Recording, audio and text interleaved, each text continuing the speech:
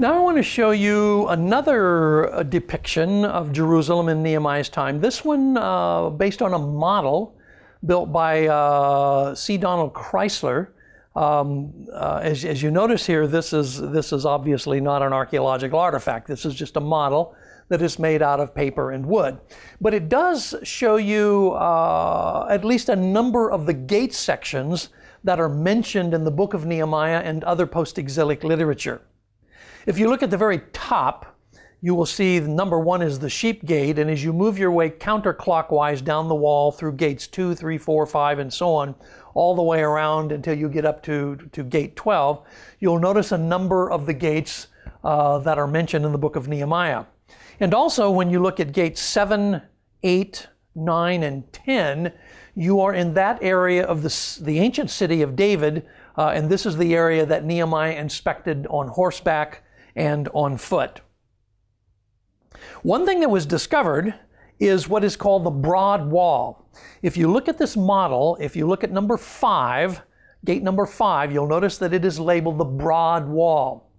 This is a gate that is, or not a gate, but a wall section that is actually mentioned in the Bible, and we call it the broad wall because that's what the Hebrew text calls it, the broad wall. Interestingly enough, archaeologists actually have discovered a section of this broad wall. It is more than 20 feet wide, a huge, very, very thick wall section. And this was uncovered by an Israeli archaeologist, Naaman Avigad, and he was excavating the old Jewish quarter of the old city back in the 1970s and discovered this wall section.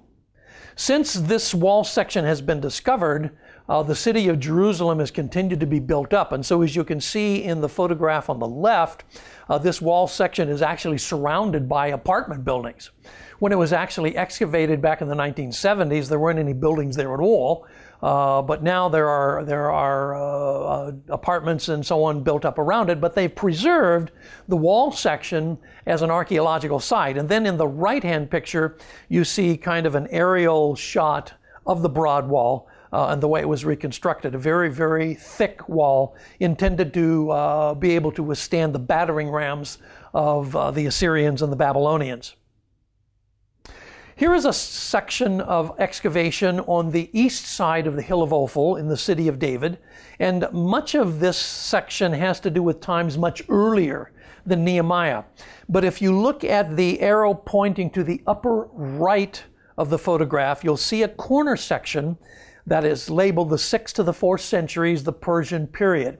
This section of this area was probably part of what was rebuilt by Nehemiah in the time of his wall building work. Now, in the book of Daniel, there is a prediction in chapter 9 of Daniel that the walls of the city of Jerusalem would be built in times of trouble. Well, that certainly proved to be accurate because Nehemiah is going to struggle through all kinds of opposition as he works toward completing the wall sections of the city of Jerusalem. But the work continues, fortified by prayer. In fact, I always have to smile a little bit about Nehemiah. It says that he prayed and he posted a guard. He both called on God, but he also armed his workers. So he posts guards so that they can be sure that if there was any attempt to stop them, the guards would give the alert. People would be prepared. Trumpeters with signals were stationed to sound the alarm if there was an attack discerned. And everyone worked with his weapon at his side, sort of a trowel in one hand and a sword in the other, as they worked through building these wall sections. And so in the end, they're going to finally come to the finishing of the walls and the gates in chapters 5, 6, and 7 of Nehemiah. Now, there's a major problem in trying to build these walls that probably the casual reader of the book of Nehemiah may not have thought too much about. If the daily toil on the walls means that everybody's working full-time day after day after day on the walls, that means that they are not working on their farms.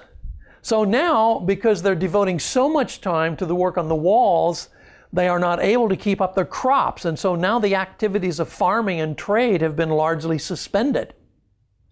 This redirection of labor then is going to result in the loss of income, the loss in basic food supplies, which are not now being grown in the way that they typically would. And so some of the families were obliged to borrow money in order to survive. Some of them actually had to use their farms as security for loans. You find that in chapter 5 and verse 3.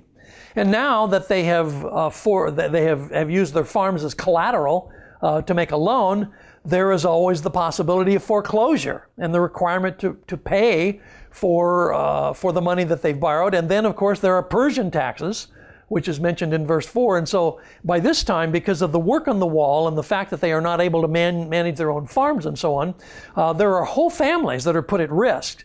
So this is a whole different kind of problem that Nehemiah has to address. This is not a problem of outside issues. This is a problem of inside issues.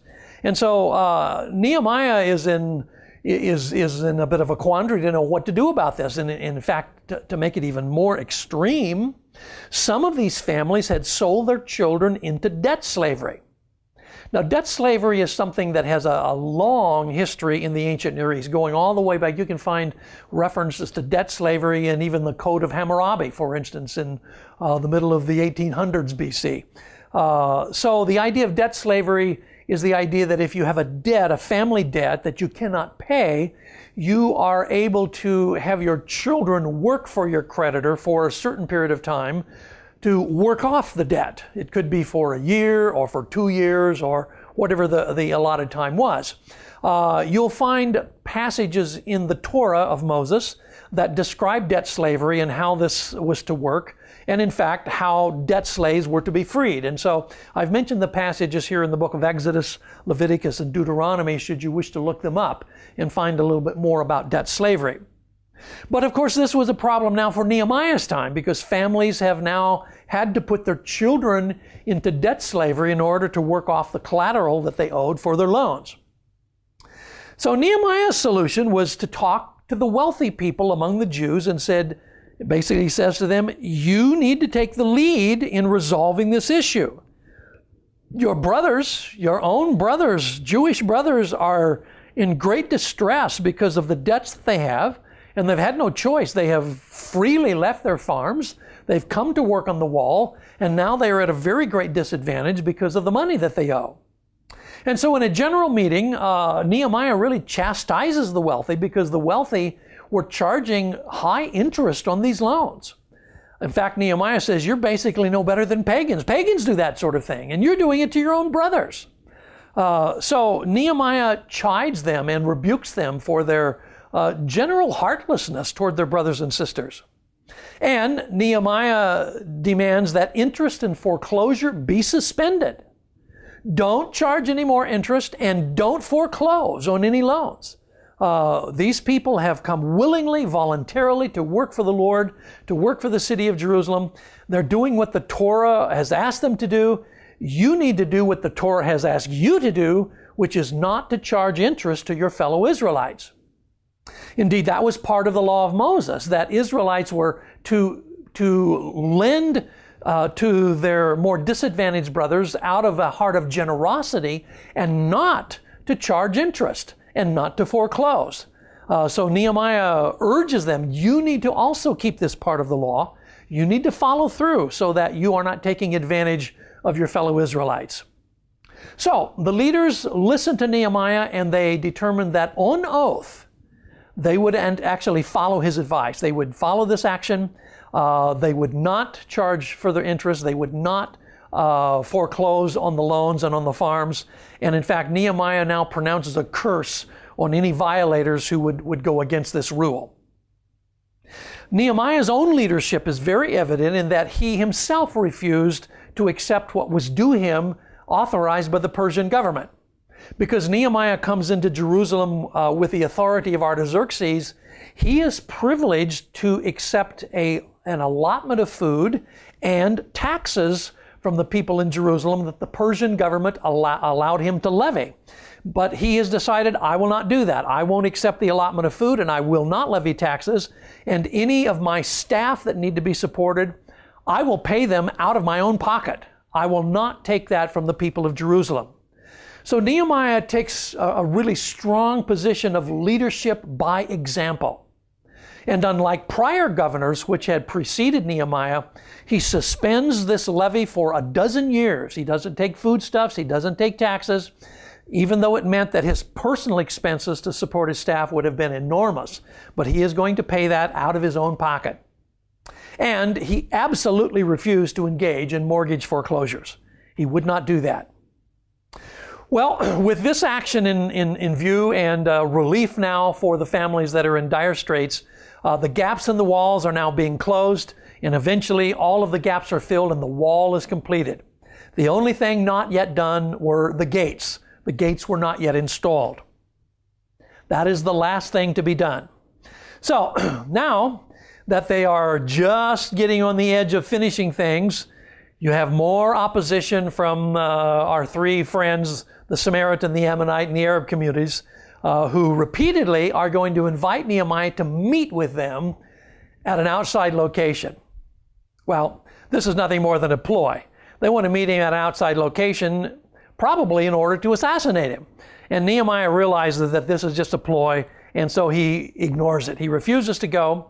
They even threatened to report to Artaxerxes that Nehemiah was planning a revolt against the government. And they did this in a cheap, kind of surreptitious way. They wrote it up in a letter that was, and if you read carefully in the book of Nehemiah, it says an open letter. This means this was a scroll that was not sealed. And the reason they didn't seal it is they wanted the messenger to read it. And they knew that if the messenger read it, he would tell other people and they would tell other people. And eventually the rumor would spread that Nehemiah was planning a revolt against the Persian government. They even thought that maybe the rumor would get all the way to Artaxerxes that Nehemiah was trying to revolt against the government. So these are just basically intimidation tactics. These are ways of trying to discourage the people, to try to discourage Nehemiah. But Nehemiah refused to be intimidated. They even hired a false prophet to discourage him and make threats on his life. But Nehemiah ignores all of that. He stays faithful to God and God's purpose for him. And in the end, he is going to complete the wall. One of the things that you'll notice in the book of Nehemiah, which I think is quite impressive, are these little short versions of Nehemiah's prayers. And they give you some insight into the struggles that he had in completing this wall. You can start all the way back in chapter 1, where in the very first part of the book, Nehemiah prays in repentance in behalf of his people, identifying himself with the dilemma of his people and praying for them. And then he prays for success in approaching Artaxerxes. It's one thing to realize the dilemma of his people. It's another thing to try and find a way to have the support of Artaxerxes in rectifying the situation. So he prays that God would help him as he does that. And he also prays a curse upon Sanballat and Tobiah for their insults and their discouragement. So there is what is very similar to what we would call an imprecatory a curse, which you find in some of the Psalms, imprecatory Psalms, Psalms of cursing. Then you find a prayer when he posts the guards. He prays, but he also posts a guard. And then he pleads for God to remember his own generosity to the people. After all, he has suspended taxation for the people that he had authorization to levy. He has suspended the food allotment that he had authorization to collect. He has paid for all of this out of his own pocket. And now he prays that God would remember his generosity to the people. Finally, in chapter 6 and verse 9, he prays for strength to finish the work. And finally, he prays against those who are trying to intimidate him. So you have little glimpses of Nehemiah's prayers all the way through the book. There's a half a dozen or more of them that talk about Nehemiah and his heart for God, his determination to fulfill the will of God, and bathing all of this work with prayer. Well, finally, the wall is completed at the end of 52 days. Wow, this seems almost incredible. 52 days is less than 2 months. They complete the wall section. But again, remember that they are probably not building new walls.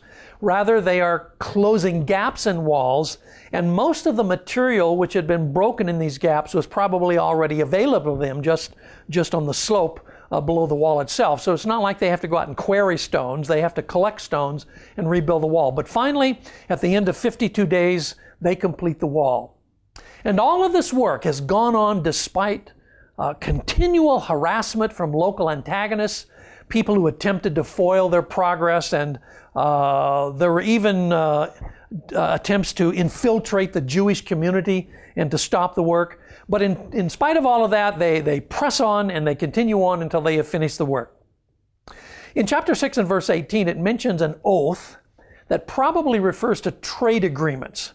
And on the basis of those kind of trade agreements, as well as intermarriage between Jewish people and non-Jewish people, this intimidation had continued. There had been no let-up in it, and all of this was all in the effort to discourage the people from finishing the work. But Nehemiah presses on. They finish the walls, and now they're going to hang the gates. Now, when the gates are set in place, gatekeepers are going to be appointed, because gatekeepers are the ones who open the gates in the morning at a certain time, could be at sunrise perhaps, or they will close the gates at a certain time at night, usually around sundown. And so a schedule was set for opening and closing the gates, and gatekeepers to keep them. And now that the gates could actually be closed, Jerusalem was a secure city. No longer did they have to fear that marauders or bandits would come in the city at night through the holes in the walls or through the openings of the gates. Now the city could be secure. Unfortunately, however, most of the Jews did not live in the city. They lived outside the city. Prior to the construction of the gates and the walls, there really wouldn't have been much advantage in living in the city. It would not have been safe. And secondly, they would have been a long ways from their farms. So most of them are living out on the hills surrounding Jerusalem rather than in the city itself. So the city was, as it says in chapter 7 and verse 4, the city was large, but the population was small.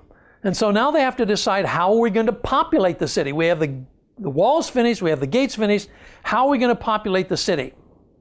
Let me say a little bit about gates, and I've shown you here a depiction of an ancient city gate that comes from the city of Balawat in Assyria.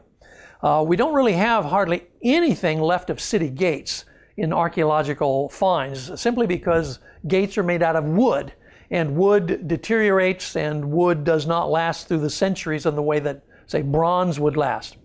At the British Museum, they have found at least a number of the pieces of the ancient gates of Balawat, not the wood pieces, but the actual bindings and facings that were on the gates. And from these, they were able to reconstruct a model, if you will, of the ancient gates of Balawat.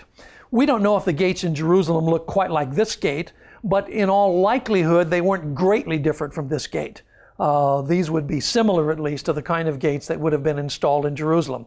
These particular gates are pretty high. They're over 20 feet high. So these are large gates to wall off the entryways to the city of Jerusalem. Now a little word about the shifting size of the city of Jerusalem. There are 3 maps here, and starting with the one on the left, you'll see it's labeled the City of David. You'll see a black outline that outlines the present old city of Jerusalem as it would appear here in the early part of the 21st century, and the Temple Mount. But then you'll see below that a little blue section, and the blue section is the ancient city of David. This is the city that David conquered from the Jebusites way back in the book of 2 Samuel. It's not very large. It's about 10 acres. In fact, visitors to Jerusalem, particularly for the first time when they see what was called the ancient city of David, are usually amazed at how small it was. 10 acres seems like a very small city.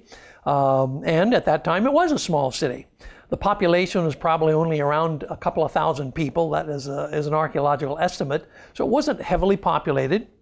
But then as you move forward through the reign of David, now who makes this city his capital, once David makes Jerusalem his capital, then, of course, infrastructure begins to develop, people begin to move in.